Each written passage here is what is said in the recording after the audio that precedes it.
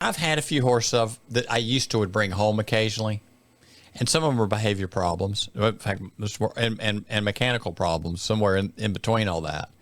And I had worked with a guy when I was young starting horses, so I've handled horses a time or two. And as a farrier, you need to have a little bit of horsemanship. Sure, yeah, sure. And he was so flighty and so inverted. I'm like, just send him to the house. I'll feed him. But I want to do this just to prove it can be done. You know what I mean? And so this was your own little lesson project type deal? Lesson project. Okay. Lesson project. Sure, let's call it that. But, I never worked with him for long periods, 10 minutes, 5 minutes, whatever, turn around, walk away. If I was at home. Stop in the table. Walk in or, walk out in the paddock.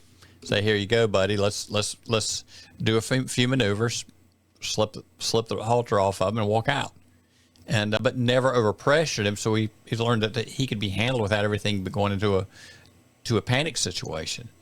And so we got him happy that way. And then in time, I started lunging him. Now, I'm using a rope halter and the lead that's on it, so it's not a full lunge line.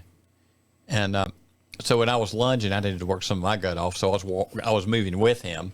And we're just, as he got a little stronger, we just spiral in, spiral out. And if you look over that paddock down towards it drops down towards the creek.